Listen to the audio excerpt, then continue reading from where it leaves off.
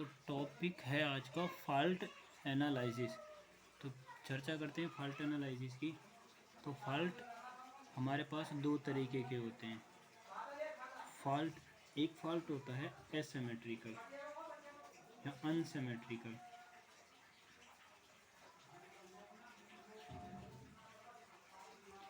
एक होता है मेरे पास सिमेट्रिकल फॉल्ट।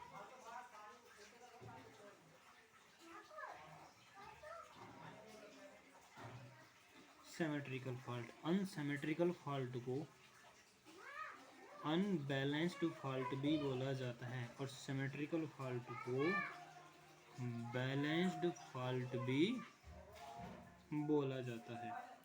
अनसिमेट्रिकल फॉल्ट कौन कौन से होते हैं? Line to ground fault, line to line ground fault, line to line fault, ये शॉर्ट सर्किट फॉल्ट है। Triple line ground fault symmetrical fault होएगा। Triple line short circuit fault symmetrical fault होएगा। Symmetrical fault और unsymmetrical fault में अंतर ये है कि यदि फॉल्ट में आर वाई बी तीन फेज होते हैं, यदि तीन फॉल्ट के कंडीशन में यदि वोल्टेज और करंट का मैग्नीट्यूड तीनों आर वाई बी में अलग अलग है तो एसिमेट्रिकल फॉल्ट, और यदि सेम है तो सिमेट्रिकल फॉल्ट। अब देखो, line to ground fault, line to line ground fault और लाइन टू लाइन फॉल्ट, और ट्रिपल लाइन ग्राउंड फॉल्ट और triple line short circuit fault या triple line short circuit fault. देखो, लाइन टू ग्राउंड फॉल्ट जो होता है most frequent या सबसे ज़्यादा होने वाला फॉल्ट है। मोस्ट फ्रिक्वेंटली फॉल्ट है, फ्रिक्वेंटली। लीस्ट फ्रिक्वेंटली कौन सा है? Line to line ground fault. Least frequent fault है, ये कौन सा है? Least frequent fault, line to line ground fault. Most occur होने वाला कौन सा है? Line to ground fault. इसकी परसेंटेज लगभग 80% के समटाइम में होती है, इसकी परसेंटेज लगभग 2% के होने की होती है। आगे एक चीज़ देखो, एक होता है हमारे पास short circuit KVA. Short circuit KVA, short circuit KVA का मतलब है कि यदि कहीं भी फॉल्ट हो जाए तो फॉल्ट होने की कंडीशन में हमारा जो सिस्टम है वह कितनी पावर ट्रांसमिट करेगा उसे बोला जाता है short circuit KVA. Short circuit KVA का फार्मूला होता है जो रेटेड केवीए का हमारे पास इंस्ट्रूमेंट पावर स्टेशन या सब स्टेशन जो भी है और इनटू 100 और बटे परसेंटेज इम्पीडेंस उसे बोला जाता है शॉर्ट सर्किट केवीए। उसे क्या बोला जाता है? शॉर्ट सर्किट केवीए बोला जाता है। शॉर्ट सर्किट, मान लीजिए कि करंट कितनी है? E into I S C. मैं कह रहा हूँ कि मेरे पास E वोल्टेज है, शॉर्ट सर्किट कंडीशन में करंट कितनी फ्लो हुई? Short circuit I S C. Rated current मान लीजिए मेरे पास, रेटेड वोल्टेज वही है, करंट रेटेड कितनी है मान लीजिए मैंने I, short circuit current I S C rated मान ली मैंने आई, और इनटू 100 और बटे परसेंटेज इम्पीडेंस। ई से ई कैंसिल आउट, तो शॉर्ट सर्किट करंट किसी भी शॉर्ट सर्किट की कंडीशन में कितनी होगी? रेटेड करंट और इनटू 100 और बटे परसेंटेज इम्पीडेंस, और ये निकल के आता है पर यूनिट के लिए। किसके लिए निकल कर आता है? पर यूनिट के लिए। इसे बोला जाता है शॉर्ट सर्किट करंट बराबर रेटेड करंट और इनटू 100 बटे परसेंटेज इम्पीडेंस। चलो आगे देखो, एक होता है हमारे पास अल्फा ऑपरेटर। क्या होता है? Alpha operator. एक होता है हमारे पास जे ऑपरेटर।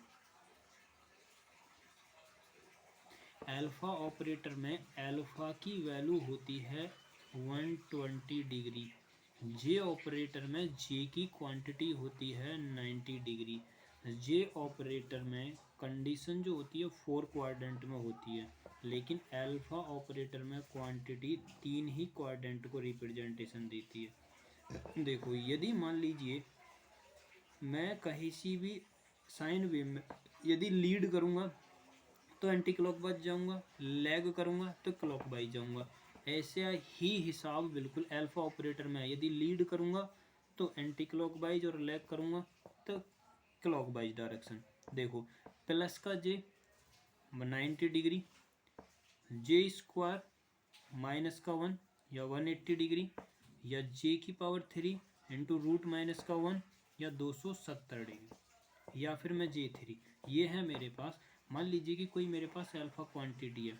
अल्फा क्वांटिटी में यदि मैं J की मल्टीप्लाई करता हूँ तो याद रखना वो 90 डिग्री एंटी क्लॉकवाइज घूम जाएगा। कितना? 90 डिग्री एंटी क्लॉकवाइज घूम जाएगा, एंटी क्लॉकवाइज आगे बढ़ जाएगा।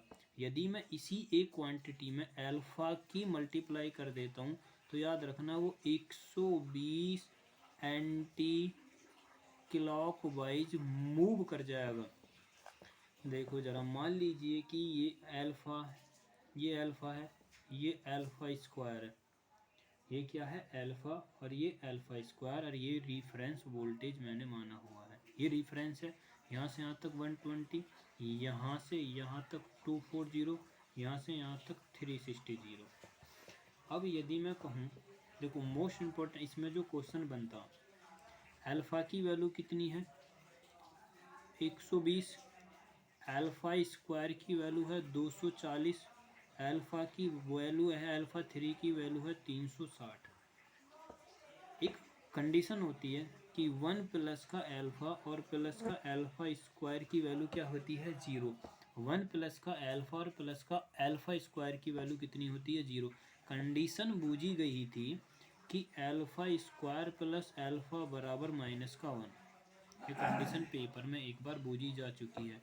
और दूसरी कंडीशन यह बन सकती है कि अल्फा स्क्वायर प्लस 1 बराबर माइनस का अल्फा।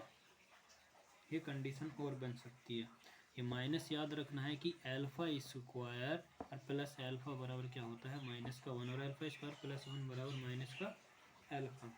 अब देखो सिमेट्रिकल फॉल्ट एनालिसिस के लिए क्या करते हैं।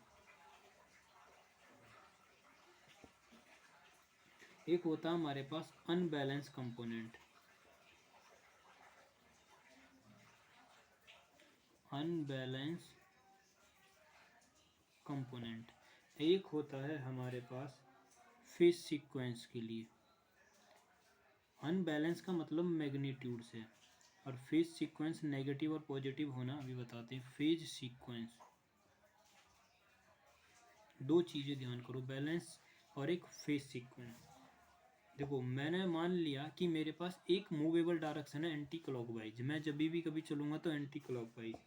अब ज़रा देखो, मैं यदि एक डायरेक्शन अल्फा ऑपरेटर में ही बात करेंगे, मान लीजिए ये आई आर है, ये आई बी है, और ये आई वाई है। डायरेक्शन किधर को है? Anti clockwise. तो यहाँ पर मैं आर है, वाई है, बी पे है, तो पहले मुझे कौन मिलेगा? यहाँ आर। उसके बाद कौन मिलेगा मुझे? वाई, क्योंकि ऐसे घूम रहा है। ऐसे घूमने के बाद इस पॉइंट पर पहले आर आएगा, फिर वाई आएगा, फिर बी आएगा। इस वाले पॉइंट पर पहले कौन मुझे मिलेगा? वाई। कुछ यदि मैं यहीं पर खड़ा हूँ, यहीं पर खड़ा होकर देख रहा हूँ एक ही जगह पर, उसके बाद कौन मुझे मिलेगा? बी। उसके बाद कौन आएगा? आर। इस वाले पॉइंट पर देखोगे पहले कौन मिलेगा? बी। उसके बाद कौन? आर। उसके बाद वाई। तो ये मेरा क्या है? पॉजिटिव। मान लीजिए इनका मैग्नीट्यूड यदि सेम है, फॉल्ट का इनका मैग्नीट्यूड ये वाला और ये वाला, तो ये बैलेंस है। और यदि ये बिल्कुल उसी डायरेक्शन में, जिसी डायरेक्शन में मेरे पास मेन फंक्शन है, तो ये कहलाएगा मेरे पास पॉजिटिव फेज सीक्वेंस। जिस फेज के साइड में चल रहा है, जिसकी मैं बात कर रहा हूँ, उसी के फेज में है तो positive phase sequence.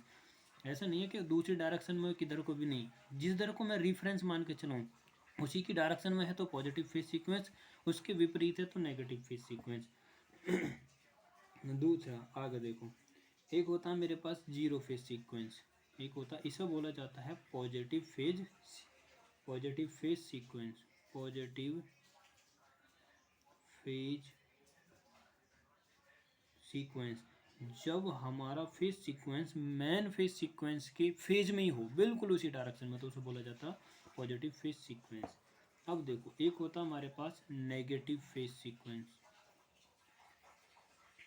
Negative phase sequence. ये मान लीजिए मेरे पास आर, ये वाई और ये बी, ये आर है, ये वाई है, ये बी है। यहाँ पर करंट आई आर, यहाँ पर आई बी और यहाँ पर आई बी। अब ज़रा देखो, ये मैं यहाँ पर बात कर रहा हूँ, तो यहाँ पर आर बी वाई, देखो पहले आर आया, फिर बी आया, फिर वाई आया। इसका मतलब ये किधर को चल रही है, क्लॉकवाइज डायरेक्शन में को। लेकिन मैंने तो अपना मेन फंक्शन किधर को माना था, एंटी क्लॉकवाइज डायरेक्शन में, लेकिन ये किधर मूव कर रही है, क्लॉकवाइज डायरेक्शन में। तो फंक्शन कैसा बनेगा, नेगेटिव फेज सीक्वेंस। अब जरा देखो यहाँ पर क्या मिलेगा मुझे, पहले वाई, उसके बाद आर, उसके बाद बी। यहाँ पर पहले क्या मुझे मिलेगा, बी, उसके बाद क्या मिलेगा, आर, उसके बाद क्या मिलेगा, वाई, और उसके बाद क्या मिलेगा, आर। तो यहाँ पर डायरेक्शन कैसी है, क्लॉकवाइज, लेकिन मैंने मेन फंक्शन में कैसी मानी है, एंटी क्लॉकवाइज। तो ये क्या कहलाएगा, नेगेटिव फेज सीक्वेंस कहलाएगा।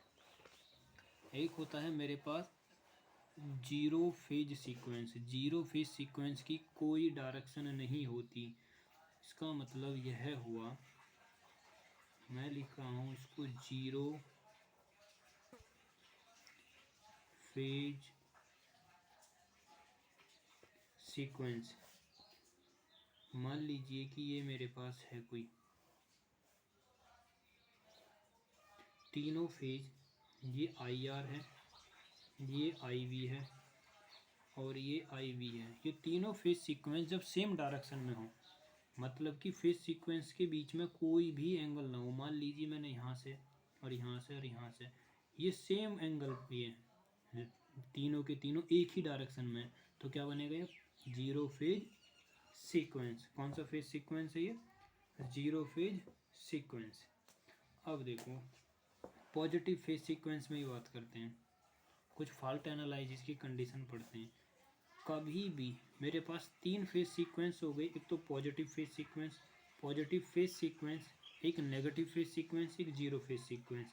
कहीं पर भी मैं पॉजिटिव फेज सीक्वेंस को हमेशा 1 से रिप्रेजेंट करूँगा, नेगेटिव फेज सीक्वेंस को 2 से फिर रिप्रेजेंट करूँगा, और जीरो फेज सीक्वेंस को मैं 0 से रिप्रेजेंटेशन करूँगा। तो पॉजिटिव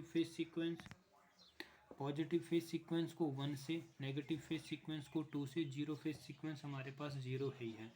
तो देखो फॉल्ट कंडीशन की, उसमें फॉल्ट एनालिसिस करने के लिए इतनी सी के ही वैल्यू याद रखना कि आर फेज में, मान लीजिए कि फॉल्ट हुआ किसमें, आर फेज में, तो आर फेज में जो फॉल्ट करंट होती है वह positive phase sequence plus negative phase sequence और जीरो फेज सीक्वेंस के कंपोनेंट के योग के बराबर होती है। इसी प्रकार वाई फेज में I Y one positive phase sequence I phase का ही, और नेगेटिव फेज सीक्वेंस और जीरो फेज सीक्वेंस के कंपोनेंट के बराबर होती है क्या, फॉल्ट करंट। क्या होती है, अनबैलेंस में बोल रहा हूँ, फॉल्ट करंट। क्या, फॉल्ट करंट। ये ऐसी ही मैं बी फेज में मानूंगा, आई बी वन प्लस का आई बी टू और प्लस का आई बी जीरो। यदि मैं वोल्टेज के लिए लिखूंगा तो भी वही कंडीशन बनेगी, वी आर। ये है मेरे पास फॉल्ट एनालिसिस के लिए। मान लीजिए किसी सर्किट में फॉल्ट हुआ है, तो फॉल्ट होने में इन तीनों फेज करंट फ्लो होती हैं। एनालिसिस करने के लिए एक तो जीरो पॉजिटिव फेज सीक्वेंस, एक negative phase sequence, in zero phase sequence. तो फॉल्ट करंट तीनों फेज सीक्वेंसों के योग के बराबर होती है। ऐसी ही मेरे पास वोल्टेज के लिए होएगा। मैं वोल्टेज के लिए यदि फॉल्ट वोल्टेज निकालूंगा तो वी आर वन प्लस का वी आर टू और प्लस का वी आर ज़ीरो। तो positive phase sequence, negative phase sequence और जीरो फेज सीक्वेंस का योग होता है क्या, फॉल्ट वोल्टेज। इसीलिए मैं लिख सकता हूँ वी वाई बराबर वी वाई वन प्लस का वी वाई टू और प्लस का वी वाई थ्री। ऐसे ही मैं लिख सकता हूँ वी बी बराबर कितना हो जाएगा, वी बी वन प्लस का वी बी टू और प्लस का वी बी थ्री। अब ज़रा देखो एनालिसिस कैसे निकालते हैं। मान लीजिए कि मैंने यहाँ से आई आर बाहर कॉमन करा, तो आई वाई और इंटू आई बी बराबर कर सकता हूँ क्योंकि तीनों का जोड़ बराबर बैठेगा। तो IR1 IY1 IB1 plus IR2 IY2 IB2, यहीं पर समझना है ठीक से। तो IR0 IY0 और IB0 ये जीरो फेज सीक्वेंस के लिए। देखो यहाँ पर कंपोनेंट, ये जो है मेरे पास क्वांटिटी, ये अनबैलेंस फॉल्ट कंडीशन के है जो उसको मैं निकालना चाहता हूँ। अनबैलेंस्ड करंट है, क्या है, करंट, या वो कुछ भी कंपोनेंट, वोल्टेज लेता तो वोल्टेज हो जाती।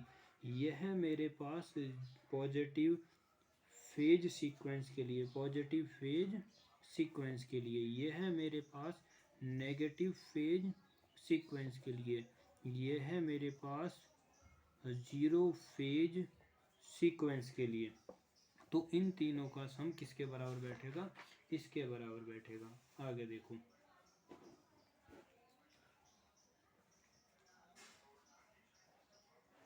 अभी मैं इन तीनों को यदि मैं सिंपलीफाई करता हूँ तो IR बराबर और IY और IB, जब मैं इनमें अल्फ़ा और उसकी वैल्यू रखूँगा, आप खाली रिजल्ट याद रखिए, तो कितना होता है 1 1 और 1 और 1 और इंटू अल्फ़ा स्क्वायर और इंटू अल्फ़ा और 1 और इंटू अल्फ़ा और इंटू अल्फ़ा स्क्वायर और इंटू जो मेरे पास फेज सीक्वेंस है, zero phase sequence, positive phase sequence और नेगेटिव फेज सीक्वेंस, और नेगेटिव फेज सीक्वेंस। तो मैंने माना है ये है मेरे पास तीनों फेजों के लिए, तीनों फेजों के लिए, ये आर फेज के लिए करंट, ये वाई फेज के लिए करंट, ये वी फेज के लिए करंट। अनबैलेंस करंट है, कौन सी है, अनबैलेंस्ड करंट, जो फॉल्ट अकर होने के दौरान फ्लो हुई है। ये मान लीजिए मैट्रिक्स है अल्फा की, जो मैंने अल्फा ऑपरेटर बनाया था। ये है मेरे पास बैलेंस्ड कंपोनेंट जिनके मदद से मैं कैलकुलेशन करूँगा फॉल्ट कंपोनेंट की। मान लीजिए मेरे पास बैलेंस कंपोनेंट है, तो याद रखना आर फेज के लिए फॉल्ट करंट की वैल्यू और वाई फेज में और बी फेज में मैट्रिक्स के साथ आर फेज के जीरो फेज सीक्वेंस में, आर फेज के पॉजिटिव फेज सीक्वेंस और नेगेटिव फेज सीक्वेंस। ऐसे ही आई बी के लिए निकालेंगे हम, यहाँ पर आई बी और आई बी करके लिए और आई बी और आई बी वन सभी के लिए। देखो 1 1 1 और 1 into alpha square into alpha और 1 और इंटू अल्फ़ा और इंटू अल्फ़ा स्क्वायर, ये तीनों याद रखने। यदि यहीं से कहे कि बताइए, ये तो अनबैलेंस के लिए हो गया, यदि बैलेंस कंपोनेंट निकालने हों तो मैट्रिक्स को रिवर्स करके निकालेंगे। तो कितना हो जाएगा, I R not zero phase sequence, positive phase sequence और नेगेटिव फेज सीक्वेंस, तीनों के लिए कितना हो जाएगा, 1/3 कर सकता हूँ मैं इसे, 1 1 और 1 कर सकता हूँ, 1 इंटू अल्फ़ा और इंटू अल्फ़ा स्क्वायर और 1 इंटू अल्फ़ा और इंटू अल्फ़ा। यदि ये मेरे पास हो जाता है कितना, आई आर, ये हो जाता है मेरे पास आई बी और ये मेरे पास हो जाता है आई बी, ये मेरे पास होता है अनबैलेंस कंपोनेंट। ये मैट्रिक्स ही दोनों याद रखनी है और इन्हीं पर सवाल आते हैं पॉजिटिव फेज सीक्वेंस के ये हिसाब से, ये वाला कंपोनेंट, ये जीरो फेज सीक्वेंस, ये negative phase sequence. Fault current matrix के साथ मैट्रिक्स लगानी है 1 1 1 और 1 और into alpha square into alpha और alpha into alpha into alpha square, ये मैट्रिक्स लगानी है हमें। अब देखो, इसका मतलब यह हुआ कि सिमेट्रिकल कंपोनेंट और प्लस बैलेंस कंपोनेंट बराबर अनसिमेट्रिकल फॉल्ट के बराबर होएगा।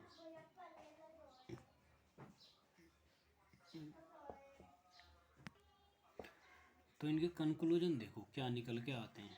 कंक्लूजन का मतलब है, ऊपर वाली मैट्रिक्स में देखो, जब कभी भी ये कहे कि फॉल्ट करंट कितनी होगी आर फेज के लिए, सिर्फ आर फेज के लिए, ये तीनों से रिलेट करके बनाया गया है, ध्यान रखना, तीनों से रिलेट। तो positive phase, zero phase sequence current plus negative का नाम positive phase sequence current plus negative phase sequence current, ये है फॉल्ट करंट के लिए। इसी प्रकार वाई में बूझे कि वाई में बताइए फेज, वाई फेज में टोटल करंट अकर कितनी होगी, वाई के लिए बूझ रहा है वो। तो जीरो फेज सीक्वेंस, तो कंक्लूजन है पहला कि फॉल्ट करंट कितनी हो जाएगी, जीरो फेज सीक्वेंस। ऊपर वाले में देखना fault current, positive phase sequence, negative phase sequence. Y phase के लिए अनसिमेट्रिकल उसमें अनसिमेट्रिकल फॉल्ट के लिए ज्ञात करते हैं zero phase sequence R phase के लिए, ये इन तीनों से रिलेट करके निकाला जाता, plus alpha into I Y,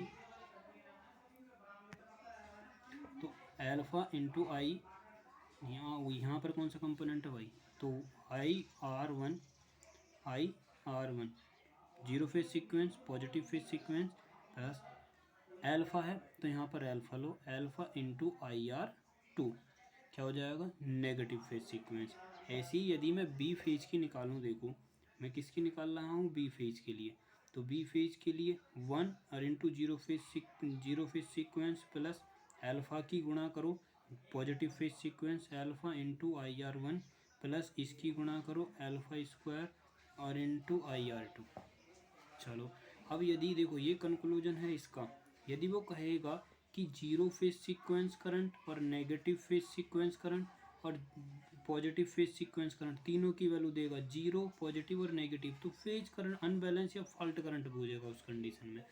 आप जरा दूसरे मैट्रिक्स का कंक्लूजन देखो, वो ऐसे भी कह सकता है कि फॉल्ट करंट इतनी है, ये वाई फेज आर फेज की फॉल्ट करंट है, ये फॉल्ट करंट है, ये वाई फेज की है, ये बी फेज की है, तो जीरो फेज सीक्वेंस करंट बताइए कितनी होगी, तो उस समय जीरो फेज सीक्वेंस करंट होगी 1/3 positive phase sequence current plus Y phase की पॉजिटिव, वाई फेज की करंट फॉल्ट करंट और इनटू बी फेज की फॉल्ट करंट और उसका 1/3।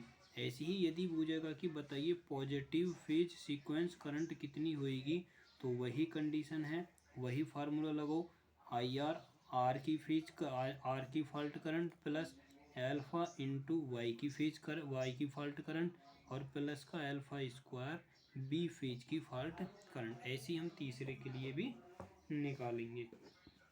एक चीज़ नोट करके लिखें,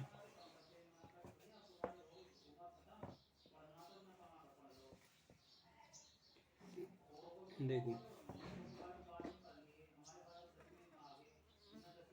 आई न्यूट्रल करंट कितनी होती है, 3 × IR0। न्यूट्रल करंट कितनी होती है, 3 × जीरो फेज सीक्वेंस।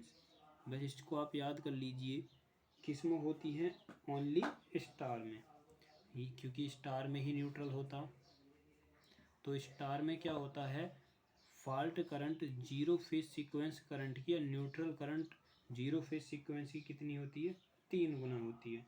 या फिर मैं लिख सकता हूँ न्यूट्रल करंट बराबर 3 × जीरो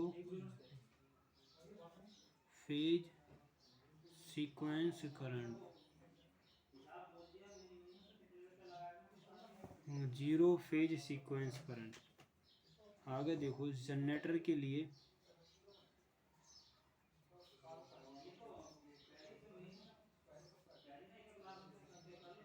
जनरेटर के लिए याद रखना है, इन चीज़ों को नोट कर लो, पॉजिटिव फेज सीक्वेंस करंट की वैल्यू ज़्यादा होती है नेगेटिव फेज सीक्वेंस करंट से, और पॉजिटिव और सबसे कम होती है जीरो फेज सीक्वेंस की। जीरो फेज सीक्वेंस से ज़्यादा होता है पॉजिटिव और नेगेटिव से ज़्यादा होता है पॉजिटिव फेज सीक्वेंस करंट। किसके लिए, जनरेटर के लिए। और ट्रांसफार्मर के लिए होता है पॉजिटिव फेज सीक्वेंस बराबर होता है नेगेटिव फेज सीक्वेंस के। और उससे ज़्यादा बड़ा होता है दोनों से जीरो फेज सीक्वेंस। तो याद रखना है ट्रांसफार्मर में जीरो फेज सीक्वेंस के लिए रिएक्टेंस की वैल्यू ज़्यादा होती है। जीरो फेज सीक्वेंस के लिए वैल्यू किस में ज़्यादा होती है? ट्रांसफार्मर में। और याद रखना ट्रांसफार्मर जनरेटर हमेशा पॉजिटिव फेज सीक्वेंस में ही काम करता है। Generator always positive phase sequence, positive phase sequence operated क्या होता है? ऑपरेटेड होता है किसमें? जीरो फेज सीक्वेंस में। तो याद रखनी है चीज़ें, जनरेटर के लिए क्या होता है? पॉजिटिव फेज सीक्वेंस से ज़्यादा होता है कौन सा? Negative phase sequence. और उससे कम होता है कौन सा?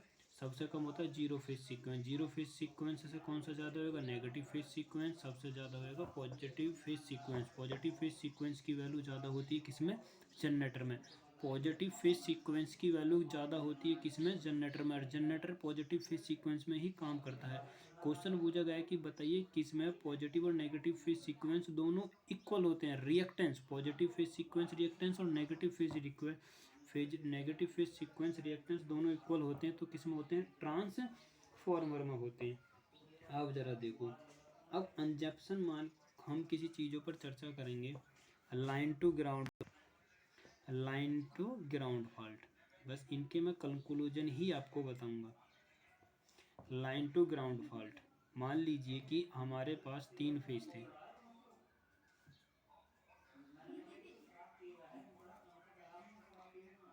Are Y B. मान लीजिए कि आर फेज में फॉल्ट हो गया, फॉल्ट करंट में हो गया, तो आई एफ फॉल्ट करंट बराबर आई आर के बराबर होगी। इस फॉल्ट, इस लाइन के बीच में और इस सभी के बीच में एक ना एक रिएक्टेंस जरूर होएगा। मान लीजिए मैंने उसको मान लिया जेड एफ, फॉल्ट इम्पिडेंस। इसमें करंट थी आई आर, इसमें करंट थी आई वाई, इसमें करंट थी आई बी। अब यहाँ पर वोल्टेज वी आर का वोल्टेज फॉल्ट वोल्टेज के इक्वल होगा, समथिंग में ज़ीरो। अब मान लीजिए एक कंजप्शन ये होता है कि करंट कितनी थी? आई आर बराबर आई वाई बराबर आई बी बराबर जीरो, बिफोर फॉल्ट।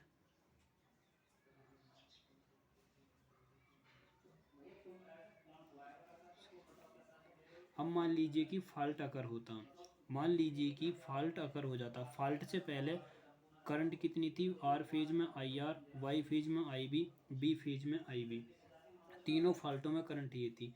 लेकिन जैसे ही फॉल्ट अगर हुआ, मान लेंगे हम फॉल्ट अगर हुआ तो आई बी की करंट जीरो, आई वाई की करंट जीरो, आई बी की करंट जीरो, आई वाई की करंट जीरो। फॉल्ट अगर किस में माना हमने? आर में। तो आर वाई बराबर लिख सकता हूँ मैं आई एफ। क्या लिख सकता हूँ? I F. क्योंकि ध्यान रखना अजम्पशन मानते समय हम फॉल्ट करंट को कंसीडर करेंगे और जो फॉल्ट करंट से पहले थी हम जीरो मान के चलेंगे, क्योंकि नॉमिनल करंट का मान, नॉमिनल करंट का मान लगभग बहुत कम होता है। जेड एफ में बता चुका हूँ। देखो लाइन टू ग्राउंड फॉल्ट में, लाइन टू ग्राउंड फॉल्ट में जीरो फेज सीक्वेंस की current, zero phase sequence current fault current का 3 गुना कम होती है। Positive phase sequence fault current से 3 गुना होती है।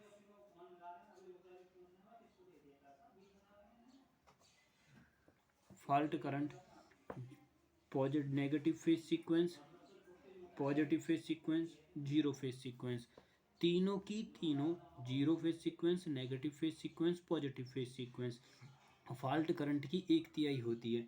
इसका मतलब मैं यह कह सकता हूँ कि जीरो फेज सीक्वेंस बराबर होता है पॉजिटिव फेज सीक्वेंस करंट बराबर हो जाएगी नेगेटिव फेज सीक्वेंस।